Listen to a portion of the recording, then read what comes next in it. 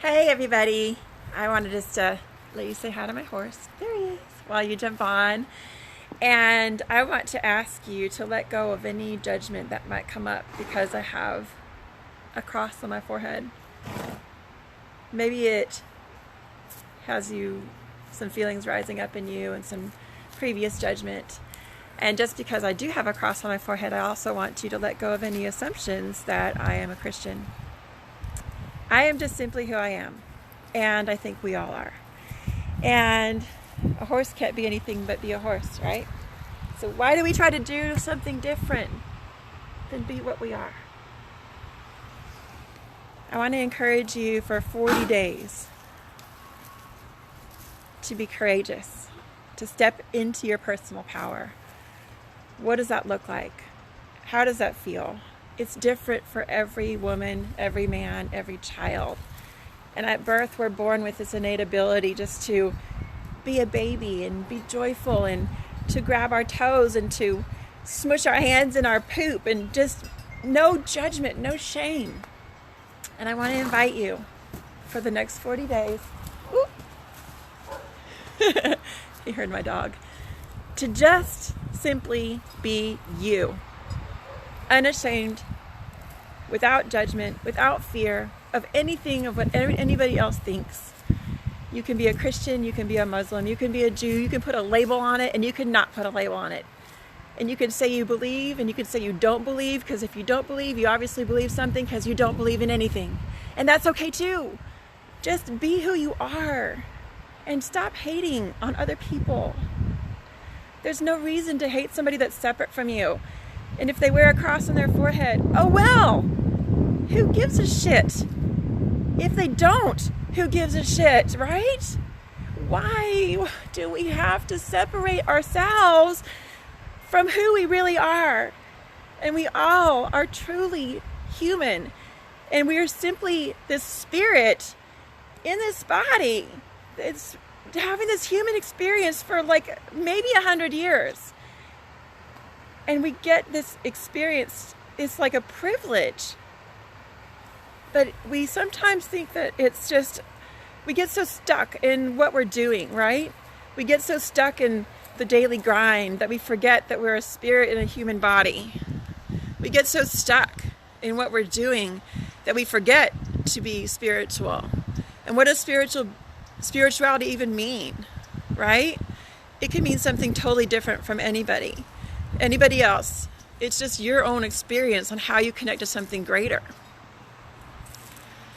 And the ashes, when we were in our service earlier today, represent the dirtiness of the human experience. Just sitting in that soot and that ugh, right? I'm going to put my coat on because it's getting chilly. But so that soot, just sitting in that soot and then realizing that we are made of the elements. We are ash. We are those 5 elements that the stars are made of. We're the same thing. And thank you for the hearts. That really makes me happy. We're earth, we're water, we're air, we're fire, we're ether. And more than anything, ether, we're space. Did you realize that the space inside an atom is actually inexplicable? Literally, like the space between the little protons and neutrons and all that's inside the atom. If you were an apple and the atom was the size of an apple, and then the closest little neuron to each other would be the size of a grain of sand, and it would be 3 meters away. That's how much space is inside an atom. And so we think we're dense, we think we're a body, we think we are this, and we try to label it, and we try to identify it and separate it and call it this, but we are just energy. That's all we are, is energy. We are not even solid. Like, down to our atomic nature, we're not even solid. And so trying to hold on to those beliefs that don't matter anymore, that don't even resonate with you, I want to invite you for 40 days to be courageous and to look at those beliefs and look at what no longer serves you. There's so many things that we can let go of that our parents taught us and that maybe weren't real, that we learned from someone or we picked up somewhere. Maybe a grade school teacher projected something onto us and it wasn't real, but we allowed that to form a piece of our identity. And so I'd like to invite you to whatever spiritual practice you might have, and to sit with that. And maybe just something as simple as lighting a candle and just blowing it out. Just light the fucking candle. Who cannot do that? Just light the candle and then just blow it right out. No commitment to have to do anything. Just simply holding that tiny bit of space for yourself. Light the candle, blow it out. And if you can do at least that for 40 days, Spirit has a space to move through you. And if you can light a candle and then you can set your intention for the day, or if you can light the candle and hold space for something you're grateful for, or if you can light that candle and lift up somebody that's on your heart, or if you can light that candle and have an hour meditation. You know, it doesn't matter what it looks like, because time and space in this reality is totally linear, and it's actually an illusion. And so as long as we create that intention, that tiny little space, that tiny as a grain of sand, or as the Bible says, as tiny as a mustard seed, just that tiny amount of space, then Spirit can move through you. And so I ask you to embrace you in your power and to call in whatever that looks like for you, without judgment, without the temptation to just label or to identify. I mean, I don't care if you're LGBT, if you're white, if you're black, we all are the same blood. We all are the same materials, the same cosmic materials. And so just to take a moment just to figure out where those old beliefs lie and where that line of separation lies. And when you're on the road, don't hide behind your steering wheel and act like an asshole. When you're on your Facebook, don't hide behind your fucking screen and act like an asshole either, because you certainly wouldn't be doing that to someone that you're face to face with. So see people for who they are.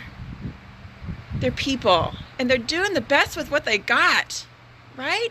We are all doing the best with what we got. It's called grace. Just give people some grace. Give them the benefit of the doubt, is what my dad used to call it. The benefit of the doubt, you know, give them the luxury of assuming they might have not intended something wrong, because the assumption of an intention means it's on you. You're the one who made the assumption, right? So just take this next 40 days and assume nothing. Look into some really great non-spiritual, non-religious texts that have some really great teachings. And I would recommend the 4 Agreements to start with if you haven't ever read it. Or if you have, maybe get the audio and listen to it in your car again. Because these teachings are fundamental across any kind of religion, across any kind of border. And it just teaches us what our role is here while we're here these 100 or so years. And so find a partner, find someone that can hold you accountable to it, and do your 40-day practice. And I'll be checking in with you. And I wanted to thank you so much for allowing me to be brave and to speak what's on my heart, because this is way bigger than all of us.